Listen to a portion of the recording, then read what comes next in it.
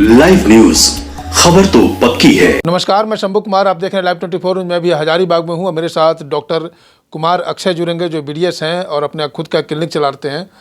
दांतों की समस्या को लेकर के हम इनसे बात करेंगे। कई सारे दांतों की समस्या होती है, उन पर बात करेंगे। सबसे पहले सर आपका स्वागत है मेरे चैनल में। धन्यवाद सर। सर सबसे पहला सवाल ये होगा कि दांतों की समस्या जो है, पहला नंबर है कि गमिंग यानी ब्लडिंग की बात हम करेंगे। ब्लडिंग कि जब ब्रश करते हैं या दातुन करते हैं तो उसमें ब्लड दांत से निकलता है, इसका रीजन क्या है और इसके सॉल्यूशन क्या है, दोनों आप बताएंगे। देखिए, जब हम लोग आजकल का जो खान पान है ना, थोड़ा सा स्टिक होने वाला फूड है जो दांतों गम्स में जाकर के चिपक जाता है। गम्स कोई दांत से अटैच चीज़ नहीं होता है, ठीक है। वो एक पीडीएल करके फाइबर होता है जिससे दांत और मसूड़े जुड़े होते हैं। जब हम लोग खाना खाते हैं और अच्छे से क्लीन नहीं करते हैं उसको, तब क्या होता है, वो खाना वहाँ पे सड़ता है। जैसे बाहर भी रखा रखा खाना सड़ता है, तो दांत पे भी जो चिपकता है खाना, वो भी धीरे धीरे सड़ेगा। वो जब सड़ता है तो वो एसिड प्रोड्यूस करता है। कोई भी खाना सड़ता है तो स्मेल आता है ना, वो स्मेल आता है उसमें जो बैक्टीरिया और एसिड जो प्रोड्यूस होता है उसके वजह से। वो एसिड क्या करता है, अंडरलाइनिंग गम्स को सड़ाते चला जाता है। तब जब वो सड़ता है, तब हम लोग कोई भी हार्ड चीज़ अगर मसूड़े में लगे तो उससे ब्लीडिंग होता है। ये ब्लीडिंग का कारण है। चलिए, इसका कहने का मतलब ये है कि सुबह में ब्रश कीजिए और रात में तो जरूर ही कीजिए। रात में तो जरूर बिल्कुल बिल्कुल। खान पान के बाद आधे घंटे के बाद या कुल्ला कर ले गरम नहीं भी तो नॉर्मल पानी से ब्रश करने से पहले 2-3 बार कुल्ला कर ले, ताकि मुंह में किसी भी तरह कोई भी एसिड का प्रोडक्शन हो रखा है तो वो थोड़ा न्यूट्रलाइज हो जाए, पीएच बेस थोड़ा सा ये हो जाए, न्यूट्रल हो जाए, एंड देन फिर उसके बाद आप ब्रशिंग करिए, वो ज़्यादा उचित रहेगा। अच्छा, ये दांतों में भी कैंसर होते हैं क्या? दांतों में नहीं होता है, मुंह में हो सकता है, सॉफ्ट टिश्यू। देखिए क्या होता है, बोन में हो सकता है कैंसर, गम्स में हो सकता है कैंसर, दांत में कैंसर नहीं, दांत में कैविटी हो सकता है। हाँ, अगर आपको कोई बीमारी है, कैविटी है, या कोई दांत घिस गया है जिसकी वजह से जब भी आप खाना चबा रहे हैं और आपका गाल कट रहा है, या किसी तरह का कोई समस्या, या आपको किसी तरह का बुरा आदत है, गुटखा, खैनी, पान, तंबाकू, उससे कैंसर होने का चांसेस ज़्यादा होता है। बाकी दांत से कैंसर नहीं होता है। क्योंकि हम इसलिए ये सवाल पूछ रहे हैं कि हमारे जानने वाले को उनका 65 प्लस है, उन्होंने एक दांत को रिमूव करवाया, निकलवाया। जैसे ही दांत को रिमूव किया उनके पूरे बॉडी में कैंसर वो हो गए, ट्रांसपेरेंट। देखिए होता क्या है ना, उस मरीज को कैंसर होने वाला होगा, ठीक है, उसके लक्षण शुरू हो चुके होंगे, भले वो दिखा नहीं, सिम्टम्स नहीं दिख रहा होगा। देखिए, एक्सट्रैक्शन एक ऐसा डेंटल प्रोसेस है जो अगर आपको कैंसर पता चलना हो साल भर के बाद, तो इसके वजह से, इस प्रोसीजर के वजह से आपको हो सकता है वो चीज़ 3 महीने में या 2 महीने में ही पता चल जाए कि मुझे कैंसर हो रखा है। इसलिए जब भी एक्सट्रैक्शंस कराना चाहिए। देखिए, ये किन मरीजों में ज़्यादा कॉमन होता है ना, जो जाके अगल बगल कोई क्वैक बैठते हैं, जिनको नॉलेज नहीं है, या किसी डॉक्टर के पास गए, वो फीस नहीं देना चाह रहे, वो कुछ नहीं, बस डॉक्टर साहब दांत उखाड़ दीजिए ना, मेरा सस्ता गरीब आदमी है। डॉक्टर भी चलिए इंसानियत के तौर पे वो दांत उखाड़ देते, वो उतना भी विजुअलाइज नहीं कर पाते हैं। कारण क्योंकि वो पेशेंट उस प्रक्रिया से गुजरा ही नहीं, ना जांच हुआ, ना कुछ हुआ, ना खून का जांच करवाया, ना कुछ। तो वैसे केसेस में ये ज़्यादा देखा गया है। लेकिन आजकल जो भी पेशेंट आते हैं, वो जनरली पहले उनका पूरा मुंह का जांच होता है, क्या कोई भी ऐसा सिम्टम है। अगर हम लोगों को वो लगता है तो हम लोग पहले बोलते हैं आप स्क्रीनिंग कराइए, टेस्ट करा लीजिए, पॉजिटिव है या नेगेटिव है। अगर पॉजिटिव है तो उसके अकॉर्डिंग फिर प्लान किया जाएगा, अगर नेगेटिव है तो फिर हम लोग प्रोसेस में आगे बढ़ सकते हैं, एक्सट्रैक्ट किया जा सकता है। बिल्कुल। चलिए, लोगों के कुछ गलतफहमियां क्या होती है कि दांत के अंदर जो पिलापन होते हैं, जिन्हें स्टोन टाइप का है, क्या बोलते हैं उसको? कैलकुलस। हाँ, तो वो ये समझते हैं कि अगर हम इसको साफ करा लेंगे तो मेरा दांत कमजोर हो जाएगा। तो ये इसको आप थोड़ा वो कीजिए, क्लियर कीजिए पेशेंट को। देखिए, मान लीजिए हम चलिए एक एग्जाम्पल के तौर पे समझाते हैं। सर, आपका घर है, आपके घर के बगल में कहीं पे कूड़ादान है, अब वहाँ पे कूड़ा भरा हुआ है, आपको आदत हो गया उस स्मेल का। अब किसी दिन म्यूनसिपैलिटी के लोग आए, उसे क्लीन करके चले गए, अब आपको अच्छा नहीं लग रहा है कि स्मेल नहीं आ रहा है, अजीब लग रहा है, खाली खाली लग रहा है। एग्जैक्टली। मतलब कि मलाह को, मछली बेचने वाले को भेज दीजिए उसमें उसको वहाँ अच्छा नहीं लगेगा। देखिए दांत एक स्ट्रक्चर होता है, ठीक है। अगर मान लीजिए दांत का जो स्ट्रक्चर होता है वो जो दो दांत जब जुड़ता है ना तो बीच में गैप फॉर्म करता है ट्रायंगल शेप में।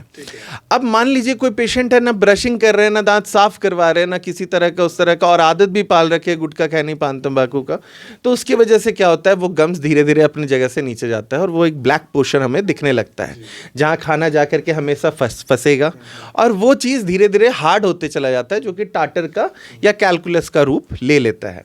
और वो वहाँ रखे रहने से लोगों को क्यों लगता है कि मेरा दांत झड़ गया, कई लोग बोलते हैं अरे दांत साफ करवाए मेरा झड़ गया, वो एक्चुअली में जो झड़ता है ना वो खाना का परत होता है जो कि समय दर समय दांतों पर जमता चला गया और दांत ऑलरेडी कमजोर हो चुका है। अब वो टाटर क्या था, एक तरह से नुकसान तो कर रहा है लेकिन वो उस दांत को अभी हिलने नहीं दे रहा है क्योंकि वो सब तरफ से जमा हुआ है।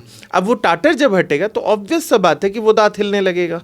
इसीलिए कहा जाता है कि कभी भी इलाज कराइए तो एक अच्छे डॉक्टर के पास जिन्हें जानकारी है, ना कि अपने परिचित किसी ऐसे इंसान से या किसी लैब टेक्नीशियन से जो बस वो काम करते आ रहे हैं, उनको इस चीज़ का नॉलेज नहीं है, वहाँ मत जाइए।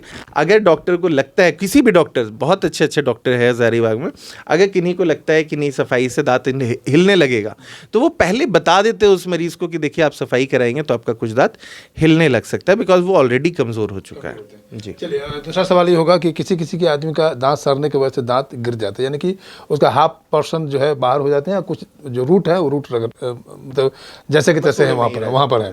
सवाल ये है कि अगर वो दांत में इम्प्लांट करेगा, दांत नया दांत लगवाएगा, तो क्या उस रूट को हटाना पड़ेगा या उसके ऊपर से इम्प्लांट आप कर सकते हैं? ऐसा टेक्निकल है क्या? देखिए टेक्निक कई तरीके के आते हैं, ठीक है, केस केस पे डिपेंड करता है। अगर हमें लगता है रूट इन्फेक्शियस नहीं है, उसको बोन का पार्ट बनाने के लिए या इम्प्लांट अच्छे से बैठे वैसा भी प्रोसेस किया जाता है। लेकिन जैसा आप बता रहे हैं दांत टूट गया, जड़ छूट गया है, वैसे केस में उस रूट को पहले निकाला जाता है। निकालने के बाद दो प्रक्रियाएं हैं, या तो आप इमीडिएट इम्प्लांट प्लेस कर सकते हैं सेम डे एक्सट्रैक्शन के तुरंत बाद, या फिर आप लोग कुछ समय का टाइम ले सकते हैं हील करने के लिए। एक बार वो मसूड़ा हील कर गया उसके बाद फिर आप लोग उस पर इम्प्लांट लगाएंगे तो वो भी उचित रहता है। इम्प्लांट कितना सक्सेस है वो, अगर कोई करवा लिया 3-4 दांत का करवा लिया तो वो लाइफ टाइम के लिए स्टेबल हो गया या बीच में फिर उस डॉक्टर के पास जाना पड़ेगा, या कितना आप 100 में कितना नंबर उसको दे सकते हैं आप? देखिए इम्प्लांट 100% काम करता है, ठीक है। जो पहले केसेस हैं जब इम्प्लांट शुरू हुआ था, वो जो इम्प्लांट किया गया था वो आज तक इम्प्लांट चालू है, ठीक है, वो वर्किंग है। इम्प्लांट के साथ बहुत तरह का हेल्थ कंडीशन मैटर करता है। अगर आप हेल्दी नहीं हैं, डायबिटिक हैं, आपका बोन लॉस हो रखा है, आपका बहुत समय से दांत नहीं लगवाए हैं, और इम्प्लांट के फेलियर के चांसेस होते हैं, या इम्प्लांट लगाया गया पेशेंट प्रॉपरली ध्यान नहीं दिए, या बताया जाता है कि आप हार्ड चीज़ मत चबाइएगा और पेशेंट जाके फिर वो एकदम नेचुरल टूथ की तरह उसको यूज़ कर रहे हैं, चाहे वो कोई कतारी चबा रहे हैं या कुछ कर रहे हैं या कॉर्न खा रहे हैं, मक्का खा रहे हैं, ये सब चीज़ नहीं होना चाहिए। बाकी ऐसा कुछ नहीं है, इम्प्लांट एकदम सक्सेसफुल है, अच्छे से किया जाए तो। होने के बाद जैसे कि सॉफ्ट मतलब नॉर्मल खा सकते हैं ना, जैसे नॉर्मल क्या, अगर आप हार्ड चीज़ भी खाना चाहे, फ्रूट्स वगैरह स्लाइस करके खा सकते हैं, लेकिन ऐसा नहीं कि दांत से आप इलेक्ट्रिकल वर्क कर रहे हैं, आप बिजली का तार उससे खींचने लगे, वो लॉजिकल नहीं है, ठीक है।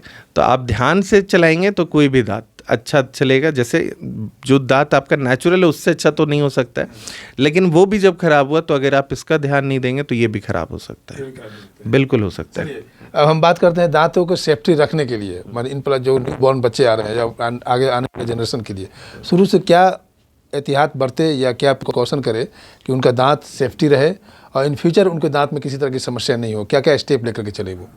देखिए अगर आप क्लीन रखते हैं अच्छे से, अगर आप साफ़ कर रहे हैं, दोनों टाइम अच्छे से ब्रशिंग कर रहे हैं, पेस्ट वाइजली चूज़ कर रहे हैं, ये नहीं कि जो बगल शॉप पे मिल रहा है वहाँ से या जो दुकानदार बेच रहे हैं आप वो यूज़ कर रहे हैं, अगर उस तरह से नहीं करेंगे तो आपका दांत सुरक्षित रहेगा। एक्सेप्ट दैट अगर आप डे टू डे लाइफ में अगर आप जानना चाहें तो उसके लिए आपको डाइटरी हैबिट्स चेंज करना होगा बच्चों का थोड़ा थोड़ा। आजकल के जितने भी फूड्स हैं ना वो बहुत सॉफ्ट फूड्स हैं, जैसे पहले के लोग गाजर मूली ये सब खाते थे, तो उसकी वजह से क्या होता था, जो कैलकुलस जो हम लोग बात कर रहे थे कुछ समय पहले, जो खाना का परत जम जाता था, तो हार्ड चीज़ चबाने से ना कुछ निकल भी आते हैं। लेकिन आजकल इतना सॉफ्ट डाइट है कि वो चिपका रह जाता है, ब्रशिंग का उतना नॉलेज नहीं है बच्चों को में तो नहीं होता है, और पेरेंट्स भी क्योंकि बिजी हैं, टाइम नहीं दे सकते बच्चों पे, इस वजह से ध्यान नहीं देते। लेकिन अगर अच्छे से ध्यान दिया जाए, कुछ साल बच्चों का ग्रोइंग फेज़ के अगर टाइम पर ध्यान दिया जाएगा तो उनको हैबिट बन जाता है वो, ठीक है। उसके बाद वो खुद से भी ध्यान रख लेंगे उस चीज़ का। बस ये चीज़ है कि आप ब्रशिंग अच्छे से करिए, ध्यान रखिए, थोड़ा शुगरी सब्सटेंस कम खाइए, जो भी चीनी वाला चीज़ होता है वो सब चीज़ कम खाइए, बाहर के सॉफ्ट डाइट्स वगैरह या पैक फूड वगैरह अवॉइड कीजिए। ये चीज़। बहुत बहुत धन्यवाद मेरे साथ जुड़ने के लिए। आप अपना परिचय और क्लिनिक का नाम, अपना एड्रेस, क्योंकि मेरा नाम डॉक्टर कुमार अक्षय हुआ, मैं ओरल एंड डेंटल सर्जन हूँ। मेरा क्लिनिक का नाम है आई स्माइल डेंटल क्लिनिक, जो कि जादव बाबू चौक रामनगर रोड में पड़ता है। हम लोग काफ़ी सालों से पेशेंट के सभी कितना एक्सपीरियंस है आपका? अभी यहाँ पे ये क्लिनिक का 7 साल हो गया है। हाँ जी। पहले कभी कहीं और थे? इससे पहले मेरा कॉलेज चल रहा था, इंटर्नशिप था, उसके बाद हम 7 साल से यहाँ पे प्रैक्टिस कर रहे हैं। 7 साल का अनुभव मेरे साथ शेयर किया इन्होंने, 7 इयर्स का अनुभव शेयर किया इन्होंने, और सारे बातों पर सवाल किया मैं कि आप दांतों के सेफ कैसे रखेंगे, कैसे आप अपने दांतों को बचा कर रखेंगे। और जो व्यक्ति डरते हैं कि मेरे दांत में स्टोन जो गंदगी हो जाती है उसको उखाड़ने से मेरा दांत खराब हो जाएगा, तो उस गलतफहमी में आप मत रहिए। इम्प्लांट की बात करें तो इम्प्लांट 100% डॉक्टर साहब कहने के सक्सेस है, बशर्ते कि आप इम्प्लांट के बाद उसको थोड़ा सा प्रिकॉशन के साथ आप चले। मैं शंभू कुमार, कैमरा जर्नलिस्ट राजेश के साथ, हजारीबाग। अगर मेरे चैनल को लाइक और सब्सक्राइब नहीं किए हैं तो लाइक करें, सब्सक्राइब करें। Thank you so much. Live news, खबर तो पक्की है।